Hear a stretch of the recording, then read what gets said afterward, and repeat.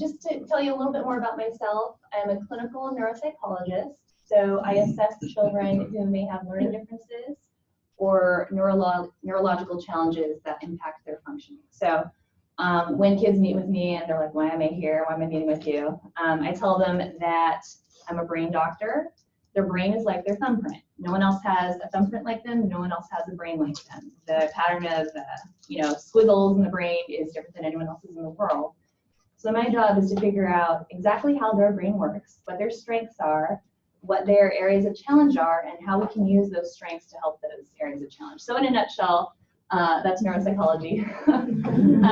But today we're going to be talking about ADHD.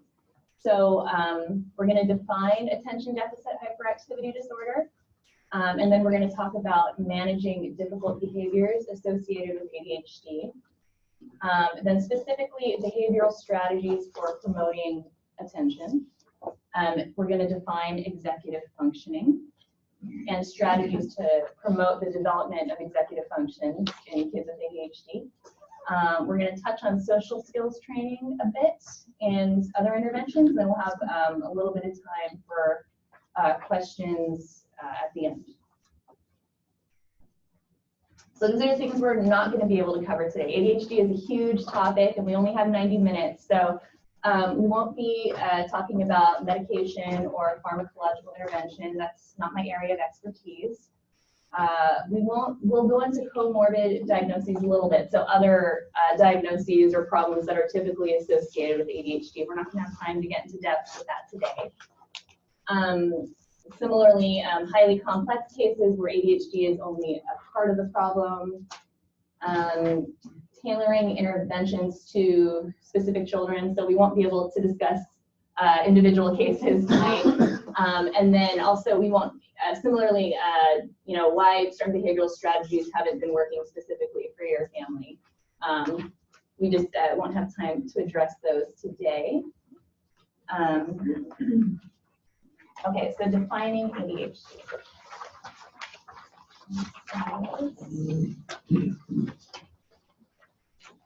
Okay, so this is the definition of attention deficit hyperactivity disorder according to the Diagnostic Statistical Manual of Mental Disorders, 5th edition.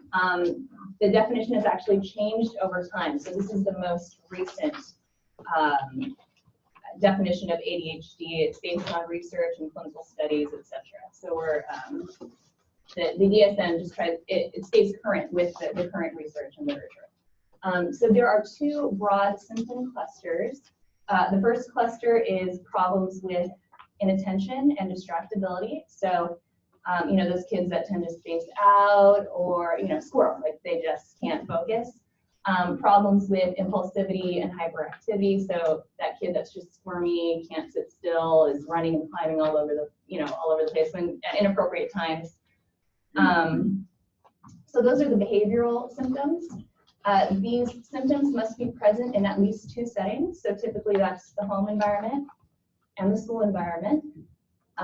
Symptoms must be present before age 12 because this is considered a developmental disorder, meaning that it's something that is just inherent in the biology of the child, and we'll talk a little bit about that too.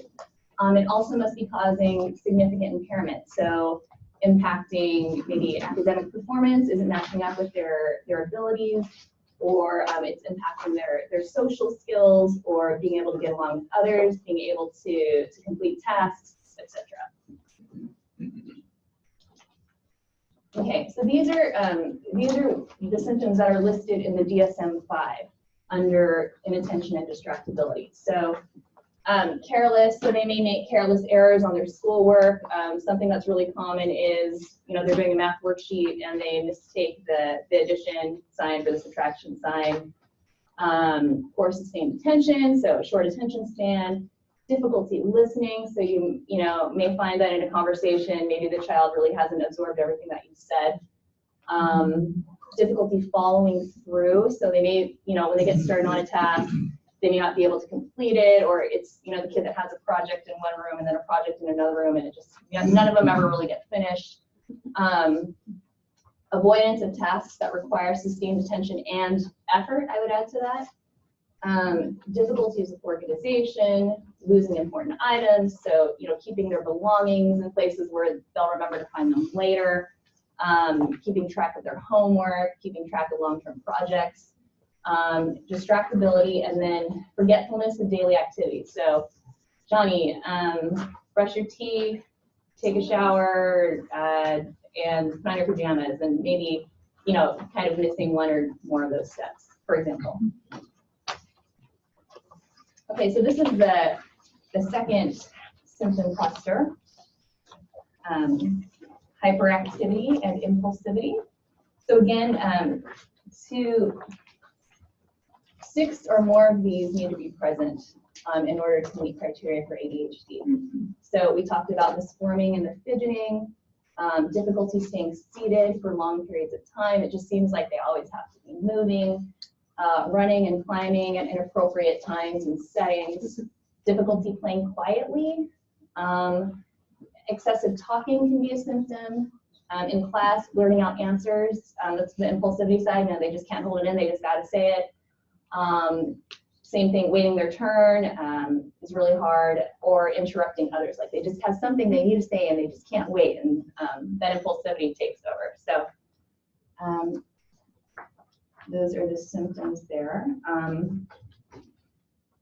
And there are 3 subcategories of ADHD. So there's the predominantly hyperactive impulsive presentation. So this is, the fidgety kids that just can't sit still, that need to be moving all the time. And it's typically diagnosed earlier on because it's so noticeable. So that kid is really going to stand out in class, and they're being disruptive to the rest of the classroom. So they're going to be noticed a little sooner, if that makes sense. The predominantly inattentive presentation, these are the kids that are a little more spacey. They're usually not disruptive, and because of that, they can just get kind of looked over because they're not causing trouble for the rest of the students, for example. And then the combined presentation, when there are symptoms from both categories. Okay, and these are these are not necessarily in the DSM-5, but we see these all the time in ADHD, and these are other indicators. So social immaturity, so these kids may prefer to play with kids that are a couple years younger. They may have difficulty making friends with their same age peers. Tendency to hyper-focus on preferred activities. So there's this confusion with ADHD, attention deficit. Well, they can never pay attention, right? Actually, the deficit is in regulation of attention, okay? So maybe for a typically developing kid, their attention levels across time are pretty consistent. They're like this. Kids with ADHD, if you give them tests that measure that, they're like this. It's all over the place. So sometimes they hyper-focus, sometimes they can't focus at all. And then, so it's really confusing sometimes for parents and teachers, like what is going on? But it's really that consistency in attention that's impaired. I had a supervisor tell me once that kids with ADHD are consistently inconsistent. So that's helpful when you're thinking about ADHD. Emotional volatility is also very common. So going from 0 to 100 in like 10 seconds, and you're like, what just happened? Difficulty controlling anger, and graphomotor challenges, so problems with handwriting, copying, fine motor control tends to be a weakness in a lot of these kids. So when we kind of look at this constellation of symptoms, the inattention, the hyperactivity, the emotional volatility, the anger, they all seem like very different challenges. So the kid with ADHD inattentive looks so different from the hyperactive impulsive presentation. What is what ties them all together? Why are they all under the same category? So it's helpful to think of ADHD physiologically to understand how all those behaviors are connected. So right here you see this is the prefrontal cortex. We're going to call that the PFC because I don't want to say prefrontal cortex like 50 times tonight. But you'll notice, so research has shown that these are the circuits that seem to be abnormal or underdeveloped in children and adults with ADHD. And what you'll notice is they all go back to the prefrontal cortex. So that is the kind of the link that ties all these behaviors together. The prefrontal cortex serves as the executive center of the brain. It's the boss. It has a regulatory role. So the attentional, if you can, I don't know if you can see it on your slide, but so for example, this circuit that modulates attention, the prefrontal parietal circuit, that's the prefrontal cortex telling the rest of the brain, okay, this is when you pay attention, focus on this, ignore that, you know, rule out these distractions, stay focused, stay alert. And then the prefrontal cortex also modulates the emotional system, the limbic system. So, you know, when you stub your toe in front of your kid, you're like, okay, don't curse, don't say that word. You know, that's your prefrontal cortex telling you to, that's helping you control that outburst of emotion.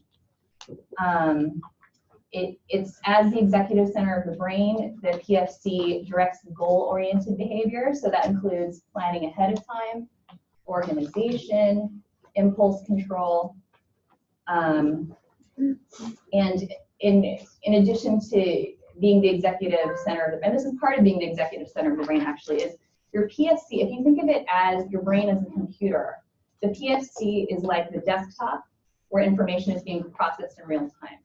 So that capacity for, you know, how many programs can you run at once and run them efficiently? That tends to be less so in individuals with ADHD. Does that all make sense? Okay. Kind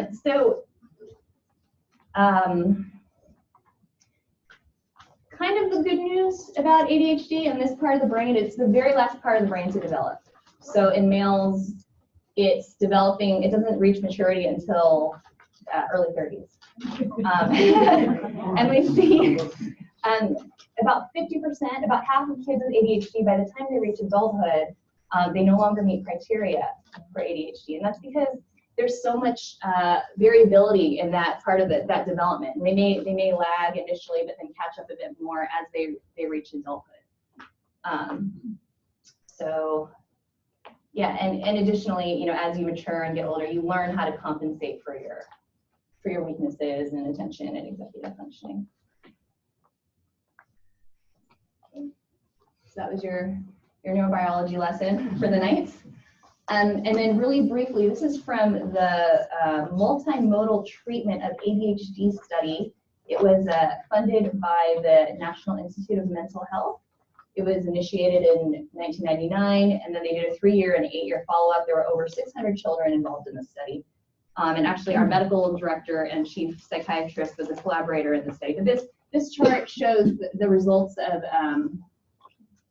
some of the results of that study. So there are lots of different comorbidities that are common with ADHD. So oppositional defiant disorder. A lot of kids with ADHD also have a, you know, kind of a defiant stance towards authority. Tic disorders are common. Conduct disorders, similar to ODD, defiant behavior. Mood disorders like depression and anxiety are also common in ADHD. And you can kind of see why. It's, I mean, when you're not able to regulate your behavior or emotions in a typical way, it just makes life harder, and you're going to kind of express that frustration and express that difficulty in some ways, or you're more likely to. You're more at risk for that. So that's just a quick thing on comorbidities with ADHD. Okay. So next we're going to talk about some evidence-based therapies and interventions for parents of kids with ADHD. Just very briefly, so the goal, these evidence-based, they're called evidence-based because research has shown that they are effective in reducing problematic behaviors in this population. They all have the common objective in that they're all behavioral, meaning that they focus on reducing problematic behaviors with either rewarding or ignoring, rewarding positive behavior, ignoring negative behavior. So that's kind of the basic gist. They often can be done in individual or group settings. So they set clear expectations for behavior that are developmentally appropriate. They use positive reinforcement and negative consequences for unwanted behavior in a nutshell. Some examples are the Incredible Years, which is a parent training program tailored to parents of children with ADHD as young as preschool age. Triple P, which stands for Positive Parenting Program, is for parents with children ages 0 to 12 that focuses on behavioral challenges. And these two programs tend to have, they're very manualized, so they have a very set of topics that you go over either as a group or as a family, and you learn to implement them in the home. Okay, so this is maybe a sample curriculum of some of the things that would be on the curriculum of one of these programs. Positive attending skills and praise, so catching them being good instead of always catching them being bad, making sure that their good behavior is being recognized and recognizing that it may be effortful for that child to maintain positive behavior. Ignoring attention-seeking behaviors, using timeout and privilege removal for rule violations and noncompliance, avoiding power struggles, and utilizing behavior charts or token economies effectively. And we'll talk a little more about that later. But basically, the gist of these programs is to provide immediate feedback to the kids so that they can link their behavior with the consequences. If there's a delay with the behavior and your feedback, that connection is really going to be hard for them to make. Okay, so just a couple more thoughts about parenting interventions. Obviously, consistency between caregivers, both parents, grandparents, whoever's with the kid on a daily basis is going to be really important.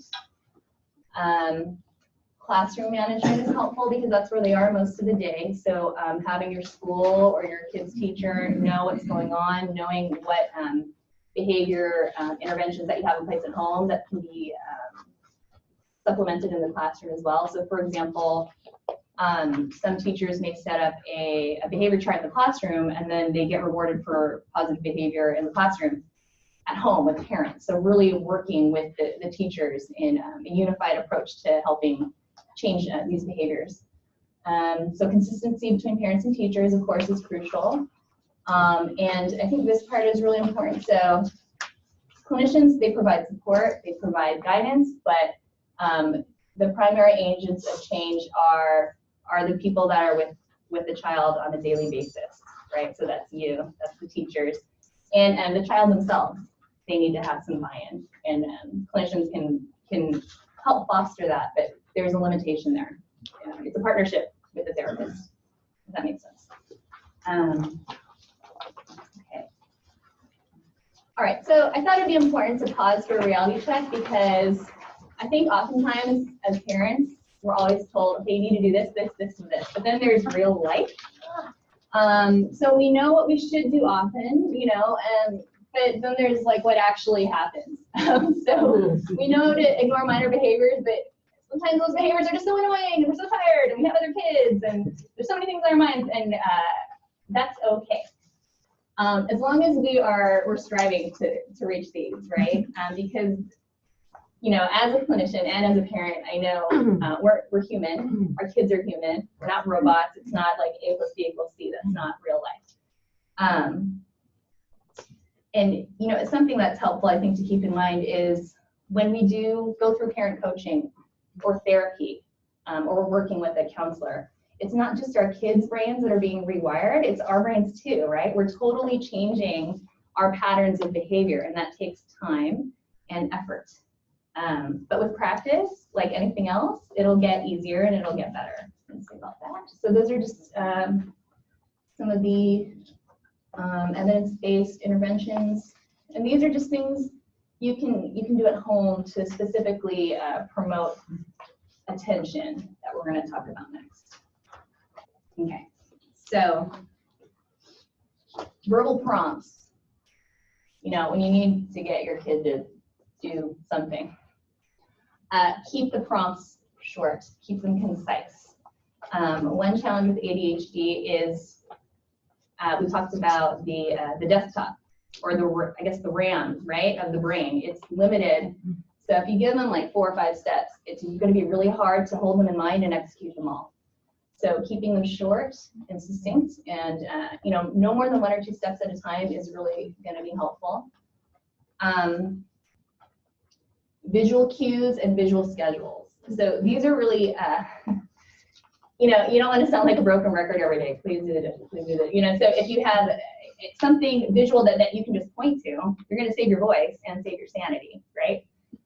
So, and I'll show an example of a daily schedule of a morning routine.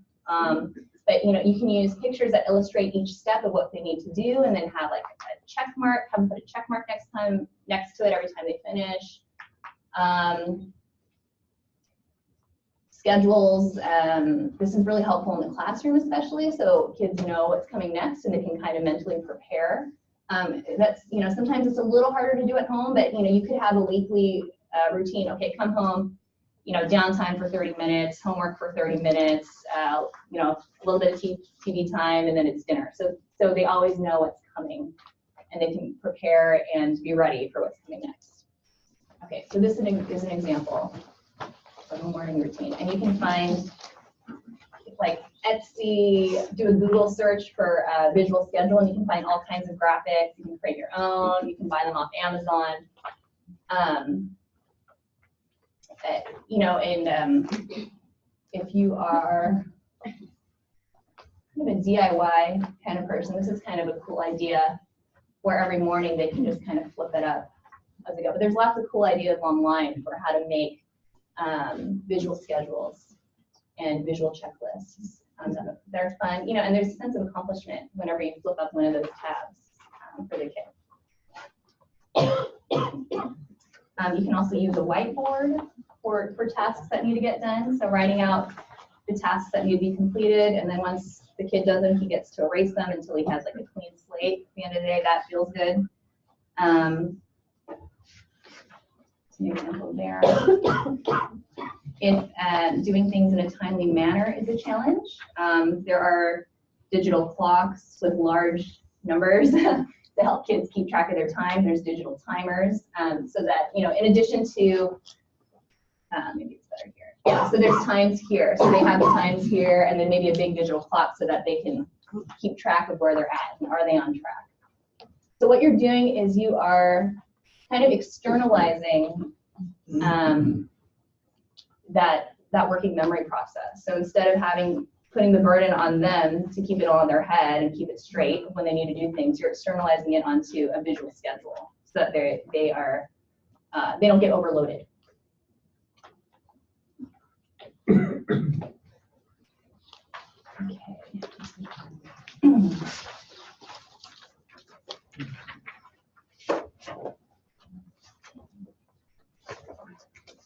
Okay, so here's some other strategies. I talked about using a whiteboard to make lists, you know, as an option. Audio cues, so this could be helpful during like non-preferred activities like chores or doing homework. You can set a tone depending on your kid, every 5 minutes, every 10 minutes, where they know that they're supposed to stop and say, okay, what am I supposed to be doing right now? Russell Barkley, who's an expert in ADHD, for younger children, he suggests what he calls turtle time. So every time the timer goes off, the kid, and you can do it with your child too. They pull in their arms, they curl up into a ball, and they turn into a turtle, and they stop and freeze and say, okay, what am I supposed to be doing right now? And yeah, so, you know, especially during, you know, meal times is tough for a lot of kids with ADHD. Any time where they just have to sit and focus and complete a task, that this is going to help them to self-monitor, remembering, okay, I need to be, you know, I need to be doing this. I need to be on task. Short movement breaks are also helpful. You you know, for younger kids, every 15 minutes, you know, just letting them do some jumping jacks, or jump, if you have a trampoline, jump on a trampoline, do some push-ups, something that gets them going to kind of recharge their attention system. And then we talked about, oh, we didn't talk about behavior charts. So behavior charts, we'll go into this. So the behavior charts to promote positive behaviors, and the behaviors need to be concrete, reasonable, and achievable with a desirable reward. Okay, for some kids, just a word of praise from their parents is enough. For other kids, you have to be a little more creative. But there is that need for external motivation for kids with ADHD. Okay, so here's an example. Okay, start simple and be specific. So just choose a few behaviors to start, 2 or 3, and then as your child masters a certain behavior, you can move on and tweak it and add different things. Okay, behavior should be concrete and specific. So, for example, a goal that is really too general would be like, I'll control my temper. It's not specific, it's not concrete enough. But something like, I will ask for help when I am mad. I will not kick. I will not hit. Very, very concrete, so that they can, you know, achieve it and measure it. Okay, and you know, it's always helpful to work with a clinician, because, like I said, you know, kids are not robots and we're not robots, and every now and then there's going to be a glitch, and it's helpful to have someone from the outside to problem solve with when things aren't working out. So here's an example of a possible behavior chart. It's called a token economy because they earn tokens and they can trade in their tokens for some kind of reward. So here's an example of some goals. On Monday, Johnny did really well. Tuesday, he kicked his sister. Tuesday, and then he didn't do his more, he forgot to brush his teeth. Wednesday's a little better. And so the goal might be, when you earn a certain number of smileys at the end of the week, you get a pizza and a movie night. And this is posted somewhere that Johnny can see every day, so that he can track his progress and know when he's doing well and be reminded of the things that he's working on. Initially, you probably want to start with maybe 2 or 3. And then work your way up to doing a few more. But start small and start simple. Okay, another reality check. So sometimes these strategies will work beautifully and sometimes they won't, and that's just reality. That's okay. We have old patterns of behavior we're going to revert to. I think you know, the most important thing is be patient with your child, but also be patient with yourself. You know, parenting a child with ADHD can be quite taxing, as some of you may know. So it's really important to take care of yourself and to understand, you know, and to get help when you need it. It's I think as parents sometimes we just assume we're supposed to know what we're supposed to do all the time in every situation, and that's just not the case. Kids are, you know, it takes a village, right? So just being willing to accept that help when you need it, I think, is really important, and not putting a lot of pressure on yourself. Okay. So executive functioning. So raise your hand if you're familiar with this term. Yeah, most of you are. So that's good. So broadly, executive functioning skills are those skills that allow you to reach a goal. So for example, maybe some of you have, like myself, the New Year's resolution, I'm going to lose those 10 pounds I gained over Christmas, right? So that's my goal. What are the skills that I need to get to that goal? Well, I need to take initiative. I need to take initiative to exercise daily. I need to avoid my impulses of eating the donuts that someone brought to work today. I need to plan ahead of time. I need to plan my meals. I need to make sure that I plan my schedule so that I can exercise. And I need to think in the moment when there is a temptation to eat impulsively, to think about how that's going to impact me in the future. So those are all executive functioning skills. Everything you need to reach a long-term goal. Yeah, so that's another way of saying it. Allowing us to organize behavior over time, to override immediate demands in favor of longer-term goals. I like my explanation better. So, so there's that component. There's also the component of emotional regulation and behavior regulation. Managing our emotions and monitoring our thoughts and behavior in order to function more adaptively in our environments, right? So maybe I really, my son, he really wants that toy, and he knows if he pushes that kid, he's going to be able to get the toy. But in the long run, is that going to be adaptive socially? No. So choosing what you say and do with a long-term goal in mind is also a part of executive functioning. Okay, so there are two kind of main branches of executive functioning. We kind of talked about them already, but that first, the planning, organization, working memory, which we'll talk about more, time management, reaching that goal, those are all under the metacognition umbrella. So how well do I monitor myself to get to that goal? Okay, and then the other kind of umbrella under executive functioning is behavior regulation. So, that includes emotional control, inhibiting impulses, being flexible. So, kids and adults with executive functioning challenges, it can be really hard to think flexibly, to take in someone else's perspective, to take a new approach to a problem or a situation that comes up. And sustaining attention also falls under that category. Or, I guess, okay, so strategies to promote executive functioning.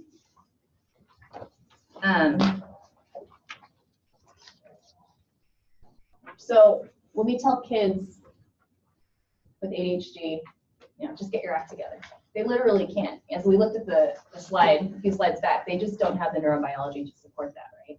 So what they need is the adults in their lives to provide external scaffolding to help that part of the brain develop, to help those skills develop, more so than the typically developing kid. So the focus, if you meet with an executive functioning coach or a learning specialist that focuses in executive functions, the focus is on providing external structures and supports that the child can kind of stand on until they're able to do these things on their own. So there's a biological, the frontal lobe is immature, so there's a biological component behind it. As a result, EF is underdeveloped, and the solutions are going to primarily come from us until they reach that level of maturity where they can use compensatory strategies on their own. That's the ultimate goal, right? For them to be independent in their executive functioning skills, but they're going to need our help first. Okay, so these are some of the things, this is an outline of some of the things we're going to talk about today. So we're going to talk about supporting working memory. Kids with ADHD, they tend to have difficulty holding on to rules, following rules, and time awareness is also a weakness, so we'll talk about that. Planning ahead, so if they're presented with a big project, supporting them and breaking it down into smaller steps that are more manageable. Externalized sources of motivation, we talked about that with the behavior charts. And then mental problem solving, which is also a function of the prefrontal, of the prefrontal cortex that we'll talk about. And it's really just supporting that development of that part of the brain. Okay, so working memory. I like to think of working memory as the RAM, the random access memory. That's what it stands for, right? Computer people. Right? So multitasking is a part of that. Doing mental math. Simultaneously holding on to a list of instructions and then executing them accurately and efficiently. So rather than, typically what we do is we hold all those things in mind, and maybe we have like a mental checklist. We're able to check them off mentally and we're fine. But for children and adults with ADHD, it's very helpful to externalize that mental checklist to reduce the burden, the mental cognitive burden. So here's something. So sticky notes, Cues, reminders, lists, posters with, with the steps that need to get done, this visual schedules we talked about, in classrooms, having what they need to do on the board step by step so they don't have to remember it here. For maybe junior high or high school, using planners, digital recording devices, note to self, I need to do this at 3 o'clock, organizers, etc. So you're just externalizing that kind of mental checklist, that mental schedule onto a piece of paper, onto a computer, a phone, etc.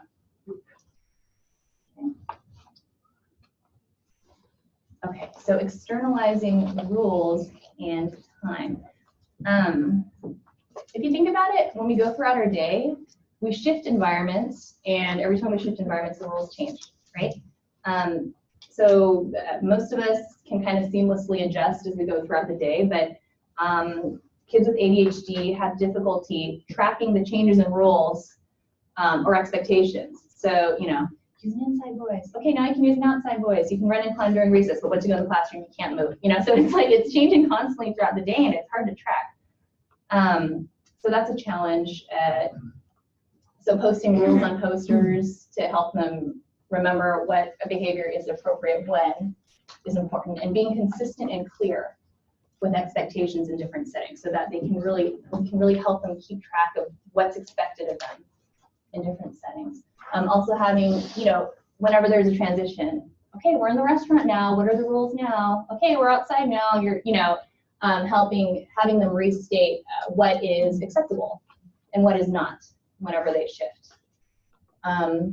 Okay, so kids and adults with ADHD have also been found to have a weakness in kind of time awareness. So keeping track of time, using time efficiently, estimating how long it will take to do something.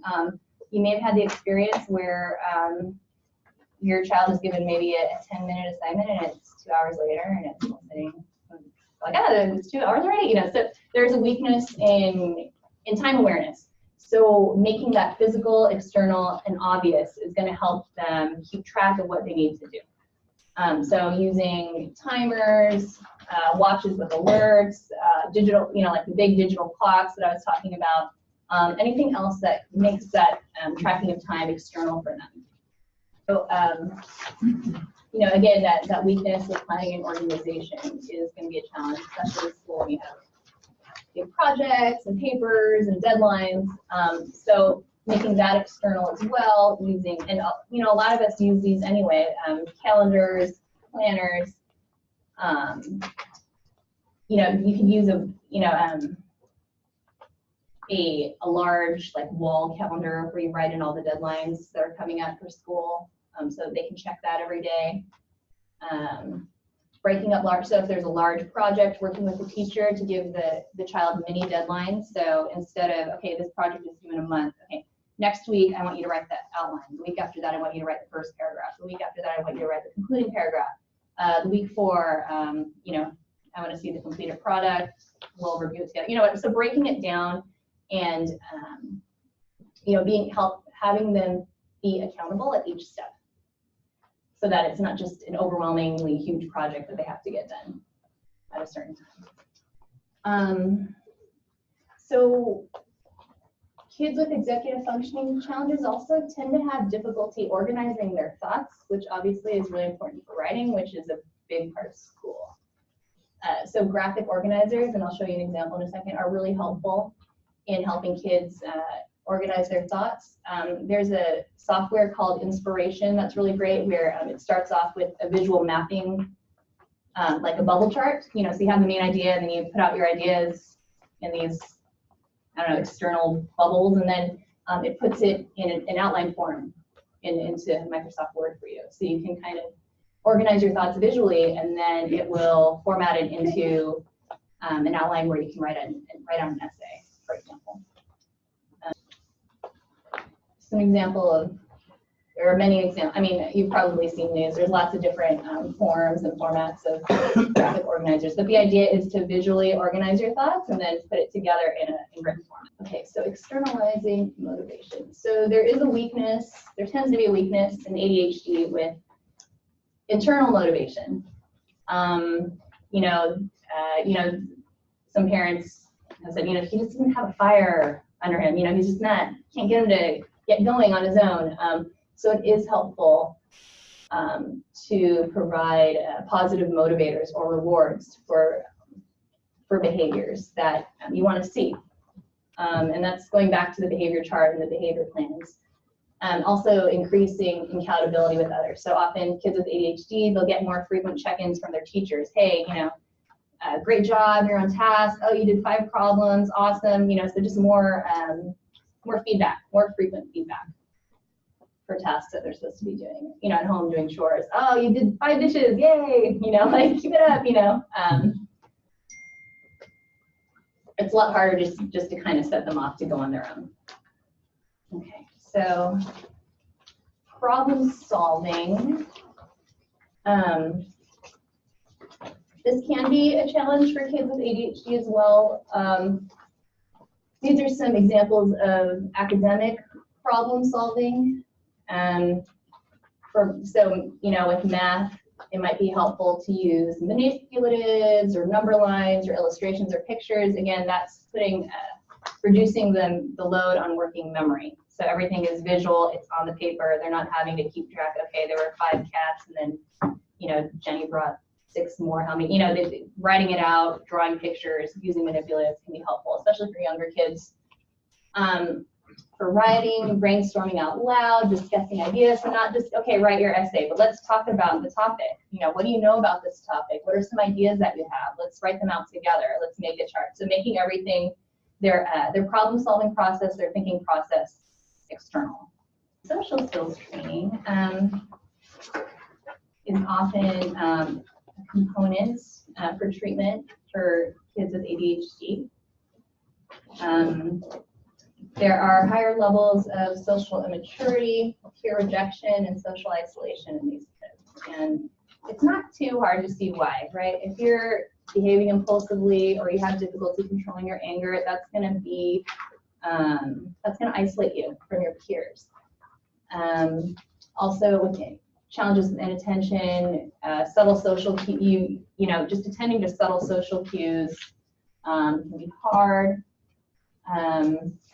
And overall, these lead to just difficulty in making and maintaining friendships.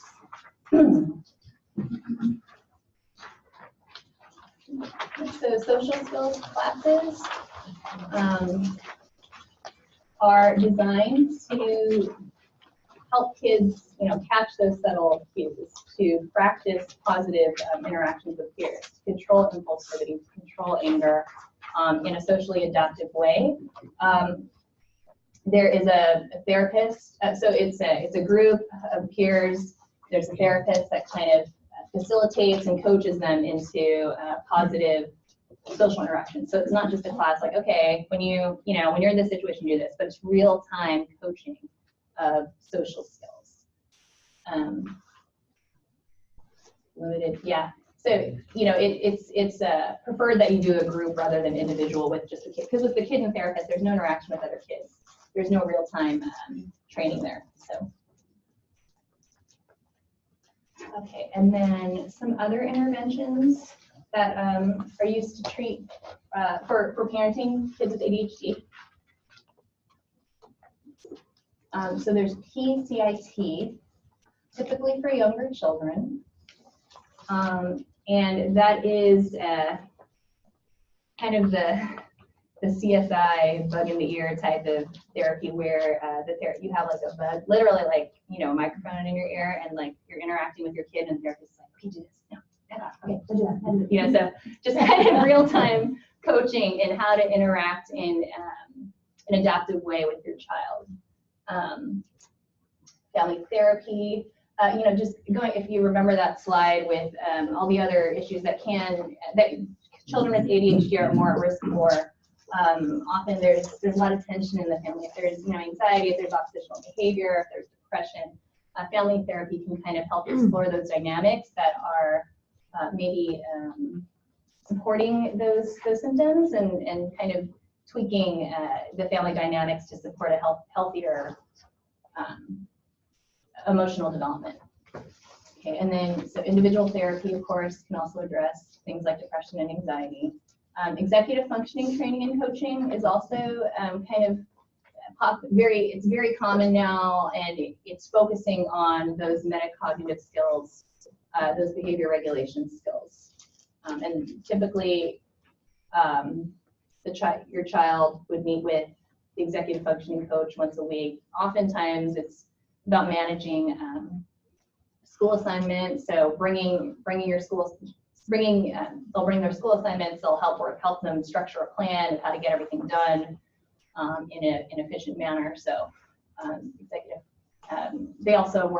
coaches also work on promoting things like attention. So basically, kind of all those interventions at home that we talked about before, an executive functioning coach will help support those things. That's especially handy with teenagers because they don't want to listen to their parents, right? You can say the exact same thing, and if it comes from someone else, it can be a totally different reaction. So I think that's every kid. Okay, so just some general additional suggestions. So we talked about using immediate feedback, meaning responding immediately to your child's behavior, whether it's positive or negative, because you want them to build that association between their behaviors and the consequences. Emphasizing rewards rather than punishments, increasing the frequency of your praise. So, just acknowledging when they've done well, and consequences. So, again, that's increasing their awareness of the consequences of their behavior. We talked about increasing accountability to others, so, checking in with them frequently, having their teachers check in with them more frequently throughout the day, using rewards that are meaningful to them, and working with the child to kind of figure out, okay, what would be a meaningful reward, and then being flexible, because things are going to change.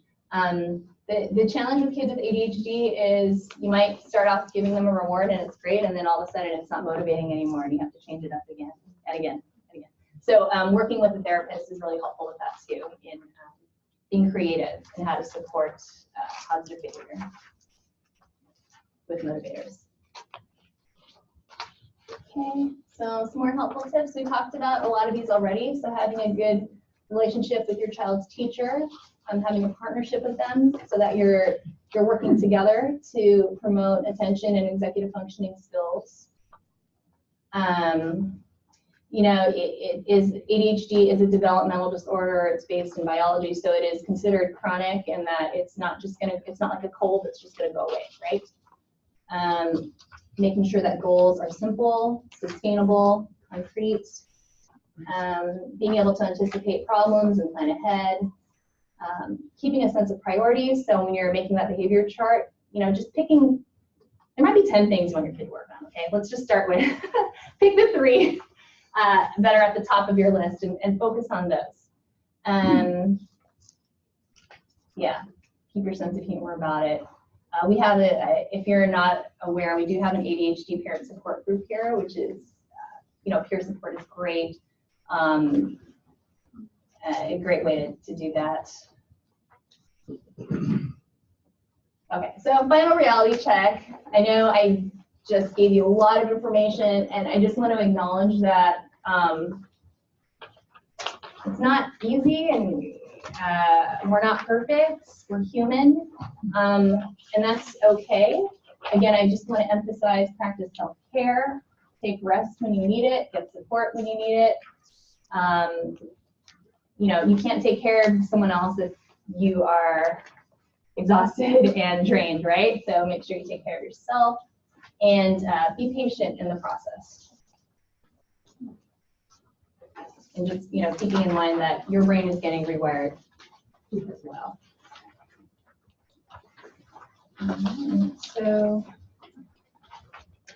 There's like a huge list of resources here. I'm just going to highlight a couple of them.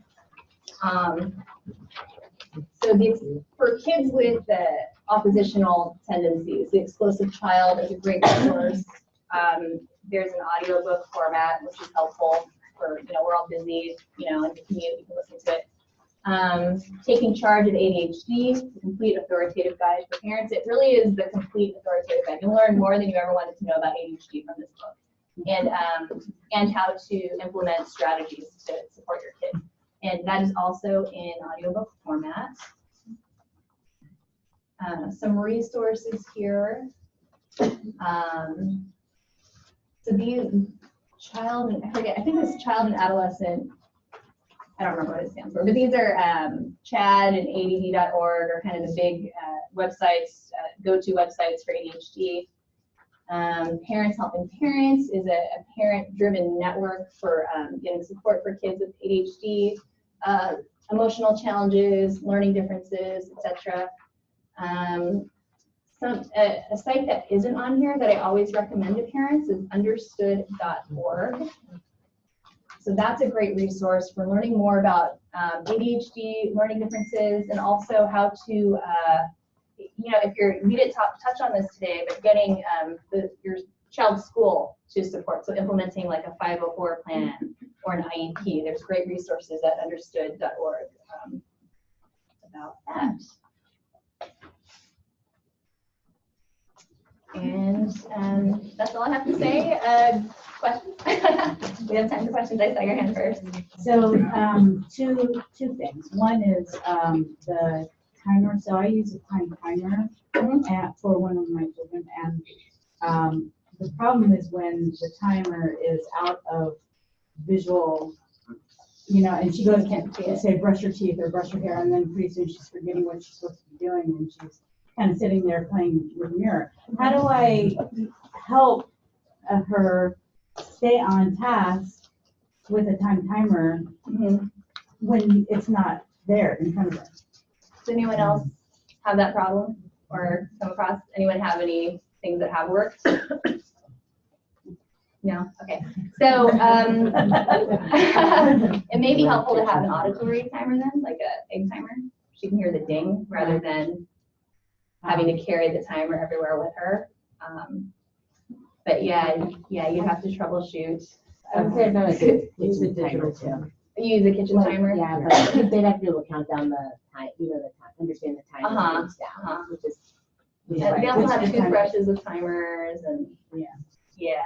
The other thing is so I'll look for something maybe more audible, but the other thing is on the behavior. So I've tried a behavior chart system, and so I tried to focus on the top 2 or 3 and would work on that for a few weeks.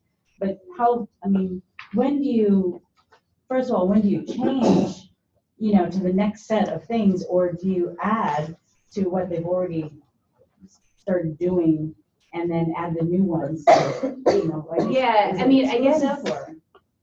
guess generally you want them to be able to master those first 2 or 3, but it's hard for me to say with every kid is so different. It's hard for me to say specifically what your daughter needs. But yeah, I would say, if they master those first few and are able to do those independently, then and if they, and then take them off the chart and then have depends on your kid. Depends on your kid, right? Yeah. So I had 2 things. For behavior charts and rewards, what I found is that, like you said, after a while the reward doesn't seem as interesting. But the other problem I have is that after a while, when you ask them to do something that's not on that list, they say, well, am I going to get something for that? So you're like teaching this behavior of like, if I'm going to do something, then I need to get something back.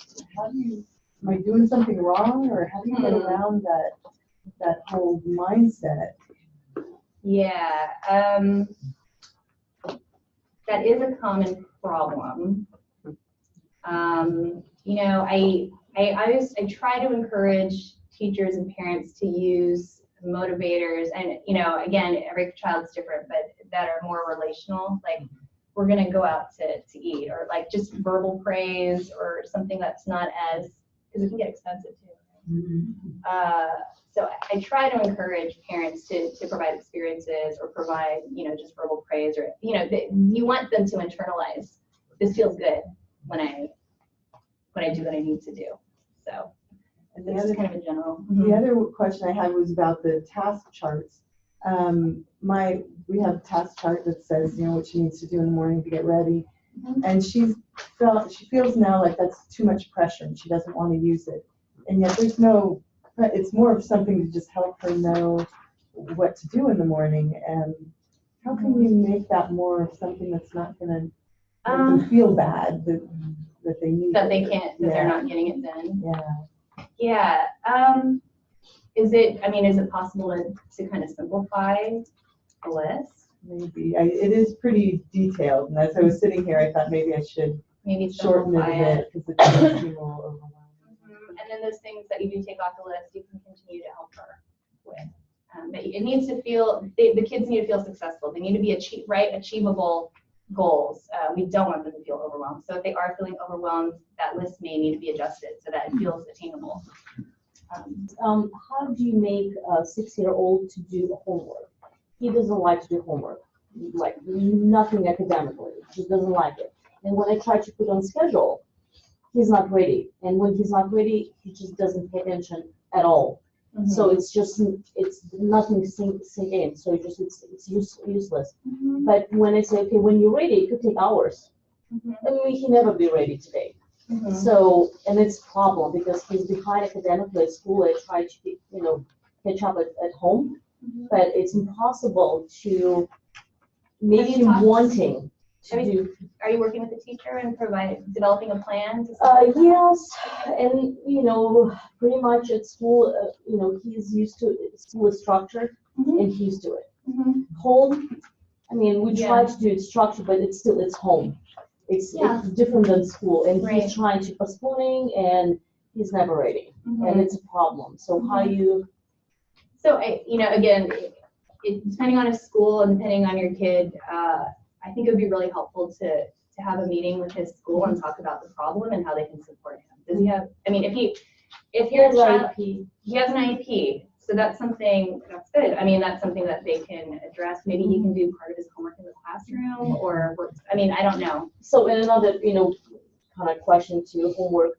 What do you think the best amount of time to do homework in one set with 6-year-old? For a 6-year-old with ADHD? Like 30, with ADHD. It depends on the severity, I would say. Yes. It depends on him. Yeah. I don't know him, but maybe like 15 minutes. Oh, so like 30 minutes is too much. I think so. Okay. For a 6-year-old with ADHD. 15 is probably max, I would. And that's something I've talked about with his he has an SS team or a student success team. Well, he has so I would talk with them about what's reasonable, the reasonable amount of time for him to be spending on homework at home, and working that out with them. Yeah, that's a good question. At school, it works motivation. You do this, and then you will play. You do drawing. But school is very. He may never play. What he wants to if he doesn't do this because school is a short period of time. At home, it's different. We try to be more structured, but it's home. Yeah, absolutely. I know. Yeah. So I encourage you to try to work something out with his Yeah. Question. So unlike the visual cues, like the poster boards or the planners or all these timers, my son either the cue is distracting in itself. The poster, if it has flaps, like game over, forget it. He's not that flap is gonna take an hour of him just like fidgeting with it or something. And then the second problem is with a planner or anything like that, he either is distracted by it or he just doesn't ever check it or look at it. How old is he? Now he's 11. So he has a planner like with school, but he never checks it, and then I'll have to tell him like 10 times and he still maybe won't check it. Or he doesn't remember to write in it. So, and then also you have multiple rooms involved, like on the cue example, like the getting dressed, well that's in the bedroom, the brushing teeth is in the bathroom, and then breakfast is in the kitchen. So if you leave one room, like, forget it. He's never gonna go back to that. I mean, at least my son. I mean, I assume it's like that for other people as well. So what do you do? Mm-hmm. So the first issue was he's not checking he has a planner. If he doesn't check, he doesn't use it. He needs accountability with the planner. So the teachers need to be checking that he's writing everything in. He needs a set homework time at home where parents are, opening he still needs that scaffolding and guidance because he's not able to do it on his own yet, right? So just giving a kid a planner, okay, here you go, it's not enough. No, we do Yeah. that, but it's like you have to sit there and it could take, a lot of time. Mm-hmm. So Mm-hmm. I don't know if there's a way to. Yeah, we're talking, I appreciate all the questions. These are all very individual kind of questions, and I don't know if, medication is in the picture, if it's not, and, there's lots of different kind of components that can play in. And I don't know if some of you are working with an executive functioning coach or a behaviorist, but if you feel like you're just hitting a wall and you've read the books, you've looked at the websites, you've come to these talks, nothing's helping, it may be time to consider working with someone that can problem solve with you as these issues come up. Yeah. What is the age at which it starts to become useful to work with an executive function coach? I kind of looked around a little bit and they all seem to be targeted to middle school or older. Yeah. Is that because that's when it's effective, or? That tends to be when it's the most needed, because that's when you're switching 6 classes a day, you're keeping track of, multiple classes, multiple expectations from teachers. So that tends to be why that's the kind of the sweet spot for executive functioning coaches. But there are coaches that start as early as elementary school. And, when they're younger, the EF coaches are probably going to be working primarily with the parents. And then as they progress to junior high, it's going to be more on the child to manage these responsibilities, right? So, good question. Oh boy. Okay. I just had on a more general thing and sort of the reward chart specifically. Mm-hmm. How do you help with the parents burnout? So we've done a lot of them. We've actually worked with a therapist before we got the diagnosis, and then recently got a diagnosis. And my husband and I just find it, like, I've done multiple different kinds. I've tried to figure out ways of making it lighter and easier for us. And I can do them for like shorter times so that they kind of need to be done over time, and they're just overwhelming and daunting, and to like keep it up as yourself, right? So then we eventually end up falling off because it's a habit we also have to do. And I was just wondering on sort of the adult management and supervision of almost all of this, because you just have to be so present all the time. Yeah, It's just you're a being little there. exhausting. Yeah, you're being there. You're taking over that part of the brain. Yeah, I kind of was thinking like, You're wow, I'm that- taking over that executive you function. are part of the that for it, and PFC. it's heavy. Yeah, that's really tough. If you can elicit the support of family members, babysitters, like just go and take some time off whenever you can.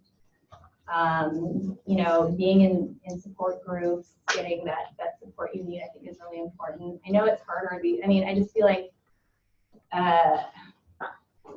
in today's society, we're just increasingly more isolated, so there isn't always that network of support that families used to have, and that makes it harder. But I would just really encourage you to plug into support groups. Ask for help when you need it. Go with your husband, go on a date. Take those breaks that you need. Yeah. Yeah. Do you have thoughts on when or if it's too early for a child to be tested for ADHD? I feel like we've gotten conflicting advice from some pediatricians that said just go ahead and do it, and then another pediatrician told us, I don't think you should. I think it's too early, and you will get a diagnosis, and I don't think it's actually necessarily accurate. Yeah. Would do stuff with it. That's a good question. So our ADHD clinic care, we don't usually test kids younger than 7 or 8. And that's because before that age, there's so much variability in development. That kid that may be struggling and hyperactive as a 4-year-old may catch up to his peers by the time he's 7 or 8. So there's just, usually we say at the very youngest, 7 or 8 years old. Yeah. As a general matter, do you have an idea for a kid with an ADHD diagnosis, whether it is more effective to do homework, whether he will get more out of it if it's quiet and there aren't other distractions, or whether he's got other stuff going on in the background. Oh, I see what you're saying. Typically, some kids, it's like, it's helpful if something else is going on, but that something else needs to be controlled, right? So putting on headphones and listening to music can be helpful. Having like Netflix on and watching a whole series, not so helpful, right? So I think having that external stimulation, sometimes tactile is good. So having like something they can, like a stress ball or putty is helpful for some kids. Wiggle chairs can be helpful for some kids. They're like this, but it's actually helping them focus.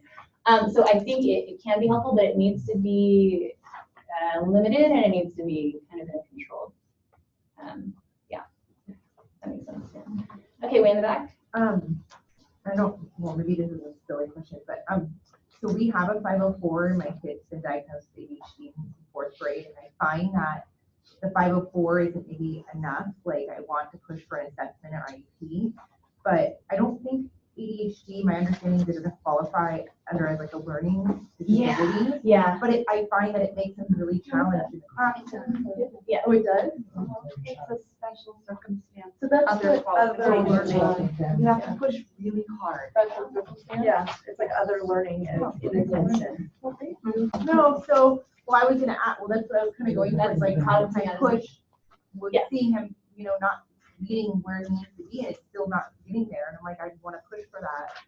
So I was kind of finding out if you knew anything about how to, like, maybe, what to ask for. Yeah, every district is so different. Yeah.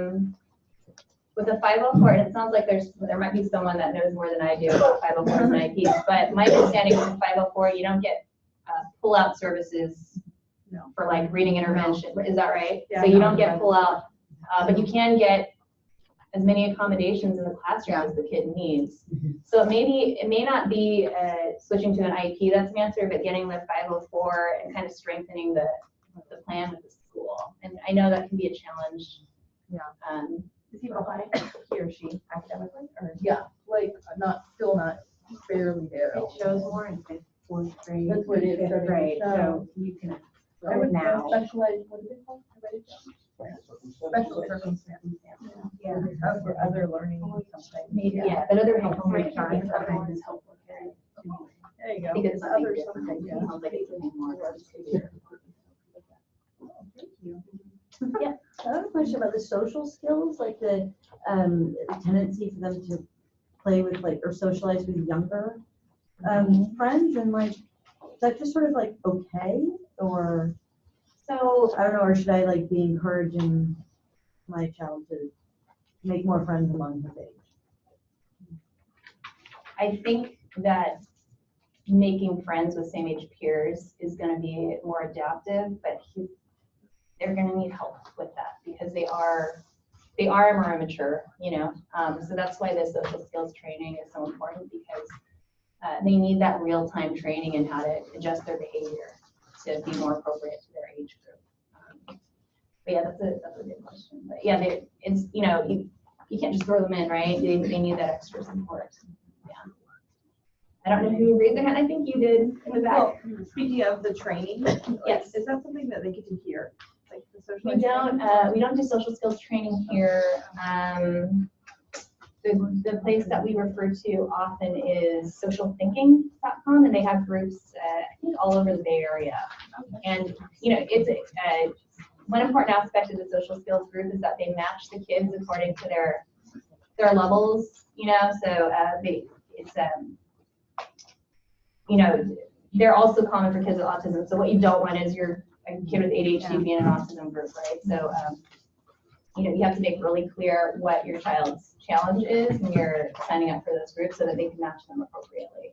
But yeah, social thinking is our go-to. Yes. I have a general question. How do you train this prefrontal cortex, since it develops, as is, Mm-hmm. and with people with ADHD, it's even later. So is there any exercises that will help?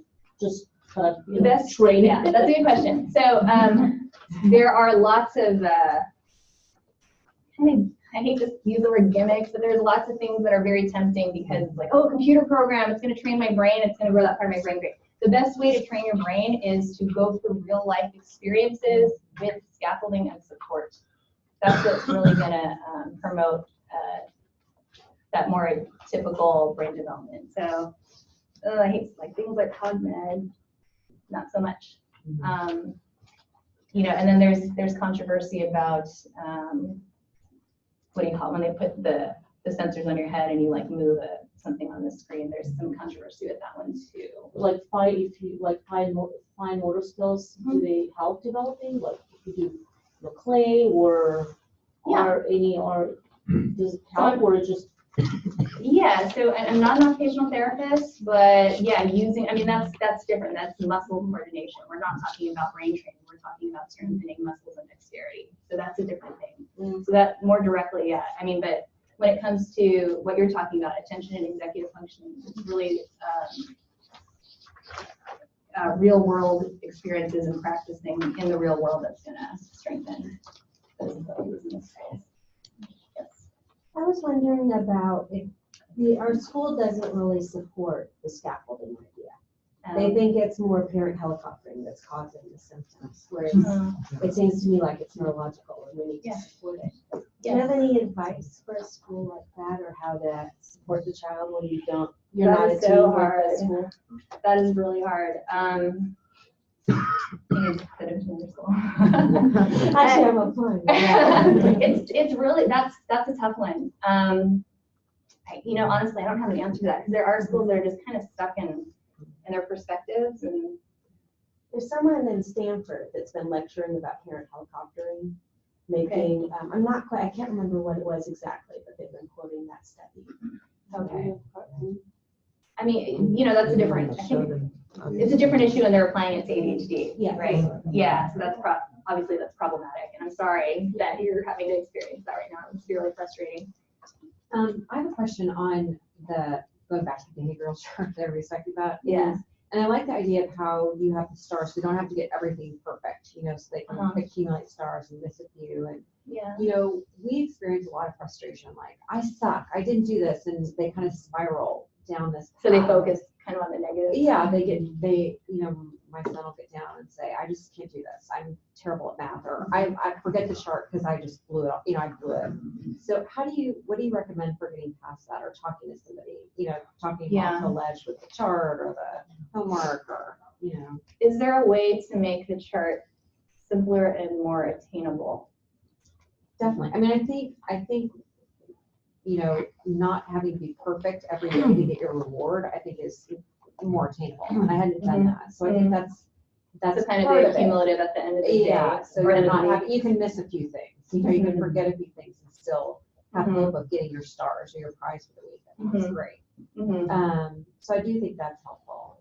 But just the doom loop of like, I suck at math, like I'm done, you know? Do you come back and say, you know, you don't suck, you know, you just let's concentrate harder, or what's the appropriate reaction to that? You know, I think it's helpful for kids to know, and you know, you probably do this already, but like, no one's perfect. I'm not perfect. Gosh, I was terrible at math when I was in school, you know, and I needed the extra, you know, and I was really good at this, and you know, just I think providing that kind of common ground, like things are hard for me too, and you know, it may be, I mean, depending on the severity, you may want to, you know, if your kid is, I mean, it's really common for kids with ADHD to experience anxiety, low self-concept. That may be the time to consider some kind of therapeutic intervention. Yeah. Address that. Yes. So I like this idea of ignoring. No, you brought up the thing about the ignoring behaviors. Is that like when they just interrupt you, you're talking to another person, you're on the phone? Is that what it is? Just clarify what you... So ignoring negative... As opposed to stopping and saying like, hey, I'm having a conversation, is it just kind of like... Yeah, so maybe like whining is a good thing to ignore. They're not going to get what they want if they whine. you know, anything that is not, I guess if you think in the big picture, anything that's not adaptive So- is where the keeps coming to mind. So as opposed to like, if they are asking something repeatedly, as opposed to every single time calling it out. Yeah, And maybe saying, you just like need to at a call it certain out point, you're once just like, and- I don't hear that. Yeah, yeah, Okay, yeah. just want to make sure I had it right. Because then you're, you know, in a sense, when you keep repeating, don't do that, you're providing Yeah. a feedback loop. Okay. Yeah, that's a good question. Yes. I would have to say, you know, the ignoring, when you're in public, you're in a Uh-huh. restaurant or something, Yeah, ignoring isn't that effective. and that's why the slide says, I think it says within reason. Yeah. Right? So if my kid is pummeling another kid, I'm not just gonna ignore them, right? I'm gonna take, separate, right? So yeah, I think within reason is key. That's a good point. Yeah. Yes. Could you briefly summarize the difference between the two, I think it was like, not discipline, but like there was the 3 Ps and the incredible years, those two. Oh, parent. I mean, if I wanted to look into one of them, you know, what are the differentiating factors? So the PCIT is when that's that real-time coaching No, where it's at the beginning, I think it was Oh, like positive. Yeah, it was like the or- yeah, and then the triple P and the, let me find it. Yeah, so to be honest, I don't know a lot about specifics about those interventions. I primarily do assessments. I do know that they're both behavioral approaches. Okay. I'm sorry, they both have Okay. websites with extensive Okay. information. Yeah. Sorry. Maybe I'm just being lazy, I'll look it up. No, yeah. Any other questions? Oh, okay. So regarding the hyper focus for Comorbid, Yeah.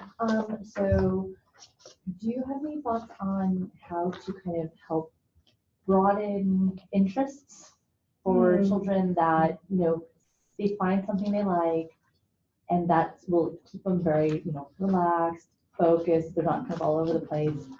I mean, it's a relief as a parent because you're like, oh, sweet, you found something that will keep you contained or whatever you want to call it.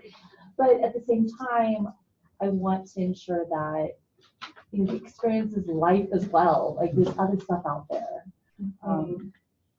Is it, I mean, if the kid is pretty resistant to trying new opportunities, you know, you might need to elicit the support of a professional at that. But I mean, if you're providing all the opportunities and he, you know, baby steps, just like this is kind of an analogy, but like when you're trying to get our kids to teach new foods, you know, instead of take a bite, just lick it. You know, like just little baby steps to transition in. Yeah, kind of introduce them could be helpful. Yeah. Yes. Has there been research on taking music, a musical instrument with children with ADHD that's very helpful? I don't know about ADHD in general, but overall, music is good for brain development because it uses, if you look at it, a brain scan of someone playing music, listening to music, the whole brain lights up. Because you're using the visual system, the auditory system, the frontal system, and you're using them all in concert. And so that really helps strengthen connections between all parts of the brain. So I think it's beneficial to everyone. Yeah. Yeah. Yes. I have a comment about a timer. Yeah. For my kitchen, I live in an apartment and I move around and I like to time myself so that I don't miss appointments. I have a yellow timer on a string around my neck. That's a great suggestion for having a watch, something or it's attached to your body. Yeah. That's a great suggestion. Yeah, for the earlier questions about timers. Okay, thank you all for coming.